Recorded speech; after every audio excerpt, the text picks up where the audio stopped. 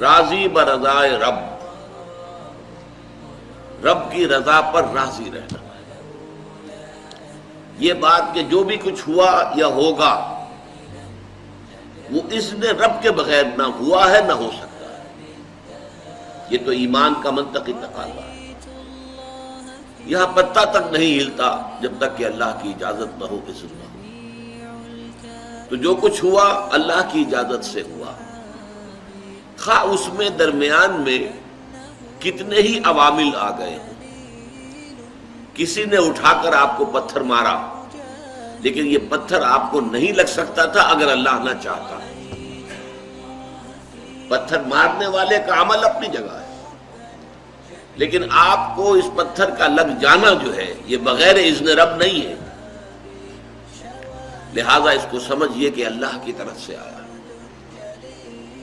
ایک اس میں لطیفہ بھی ہے کہ ایک درویش یہ کہتا ہوا جا رہا تھا ایک جذب کی کیفیت میں، جو رب کرے سو ہو، جو رب کرے سو ہو، جو رب کرے سو ہو۔ ایک شخص نے اٹھا کر اس کے سر پہ پتھر نے مارا، اس نے پلٹ کر دیکھا تو شخص نے کہا مجھے کیا دیکھتے ہو، جو رب کرے سو ہو۔ اس درویش نے جواب دیا کہ یہ پتھر مجھے تو رب کے مارے ہی لگا ہے، لیکن میں دیکھ یہ رہا تھا کہ بیچ میں منہ کس کا کالا ہو گیا، کس نے اپنے لیے جو ہے وہ عذاب اللہ کا کما لیا، ورنہ مجھے بہرحال یہ پتھر لگا ہے تو اس میں اذن رب شامل ہے۔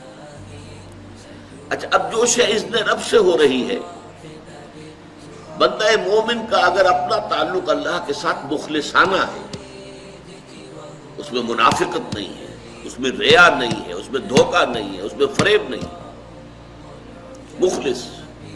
مخلصین لہ الدین،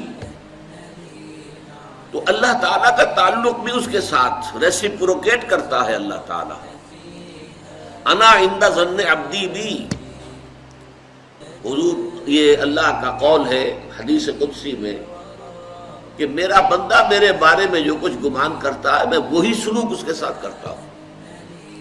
اللہ تعالیٰ بھی مخلص ہے، اللہ تعالیٰ کی مرضی کے بغیر کچھ نہیں ہو سکتا، تو یقیناً جو کچھ ہوا ہے اس میں میرے لیے خیر ہے، چاہے فوری طور پر مجھے ناگوار گزرا ہے، مجھے تکلیف ہوئی ہے، میرے لیے یہ شے جو ہے ناپسندیدہ ہے، لیکن ان دی لانگ رن مجھے یقین ہے کہ اس میں خیر ہے۔ بیدک الخیر انک علی کل شیء قدیر، اے اللہ تیرے ہاتھ میں خیر ہی خیر ہے، تو ہر چیز پر قادر ہے۔ اچھا، جو ہوگا وہ بھی اذن رب کے بغیر نہیں ہوگا، یہی تصور اس کے بارے میں ہونا ضروری ہے۔ اسی کا نتیجہ یہ نکلتا ہے جس کو قرآن مجید بار بار کہتا ہے، بار بار کہتا ہے، بار بار کہتا ہے، لا خوف علیہم ولا هم یحزنون۔ کیا مطلب اس کا؟ نہ ان پر کوئی خوف ہے نہ حزن سے دو چار ہوتے ہیں۔ عام طور پر یہ سمجھا جاتا ہے کہ یہ آخرت میں ہوگا، آخرت میں تو بتمام و کمال ہوگا، دنیا میں بھی ہوتا ہے۔ خوف کس بات کا بھائی؟ ہوگا وہی جو میرا رب چاہے گا، وہ میرا دوست ہے، میں اس کا ولی، وہ میرا ولی۔ الا ان اولیاء اللہ لا خوف علیہم ولا هم یحزنون، جو اللہ کے ولی ہوتے ہیں، اللہ کے دوست ہوتے ہیں، ان کے نہ کوئی خوف ہوتا نہ حزن ہوتا۔ خوف کس بات کا؟ ہوگا وہ جو اللہ چاہے گا، اور جو کچھ اللہ چاہے گا اس میں کوئی نہ کوئی خیر ہوگا، چاہے فوری طور پر مجھے نظر نہ آئے۔ قرآن کہتا ہے سورہ بقرہ میں، عسیٰ ان تکرہوا شیئا وہو خیر لکم وعسیٰ ان تحبوا شیئا وہو شر لکم، عین ممکن ہے کہ تم کسی چیز کو ناپسند کرو درحالے کہ اسی میں تمہارے لیے خیر ہو، اور عین ممکن ہے کہ تم کسی چیز کو پسند کرو درحالے کہ اس میں تمہارے لیے شر ہو۔ اللہ یعلم وانتم لا تعلمون، اللہ جانتا ہے تم نہیں جانتے۔ تم افعال و اعمال و احوال و واقعات کے ظاہر کو دیکھتے ہو، اس سے متاثر ہو جاتے ہو، اس کے پردے میں کیا مشیت اذنی ہے، کیا ارادہ خداوندی ہے، اس کے پشت پر کیا چیز ہے جو اللہ تعالیٰ کو مطلوب ہے، یہ ہمیں نظر نہیں آتا. We are short sighted. ہماری نگاہ جو ہے بس کچھ دور تک جاتی ہے، اس سے آگے نہیں جاتی.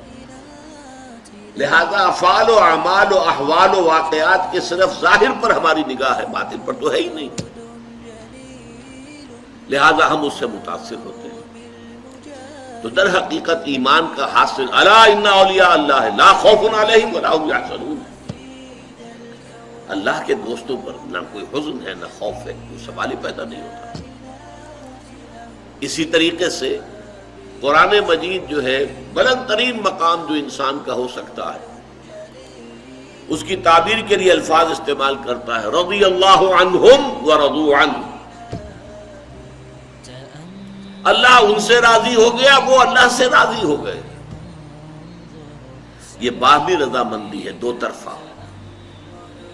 دو طرفہ اللہ کے ساتھ تعلق ہوتا ہے، دو طرفہ تعلق ہوتا ہے. تم اللہ سے محبت کرو گے، اللہ تم سے محبت کرے گا. تم اللہ کے ساتھ مخلص ہوگے، اللہ تعالیٰ تمہیں واقعتاً اپنا مخلص بندہ بنا لے گا. تم اللہ کی طرف چل کر آؤ گے، اللہ تمہاری طرف دوڑ کر آئے گا. تم بارش برآؤ گے، اللہ ہاتھ بڑھائے گا. تم اسے محفل میں یاد کرو گے، اللہ اس سے کہیں بہتر محفل میں تمہارا تذکرہ کرے گا، ملائکہ مقربین کی محفل میں. تم اللہ کو اپنے دل میں یاد کرو گے، اللہ اپنے جی میں تمہیں یاد کرے گا. یہ دو طرفہ معاملہ ہے. تم اللہ کی مدد کرو گے، اللہ تمہاری مدد کرے گا. ان تنصروا اللہ ینصرکم ویثبت اقدامکم. اگر تم اللہ کی مدد کرو گے، اللہ کی مدد سے مراد کیا؟ اللہ کے دین کی مدد، اس کی نصرت. اللہ تمہاری مدد کرے گا. یہ رضی اللہ عنہم ورضوا عنہ سورہ مائدہ میں بھی آ رہا ہے، سورہ توبہ میں، سورہ مجادلہ میں، سورہ بینہ میں 4 مرتبہ.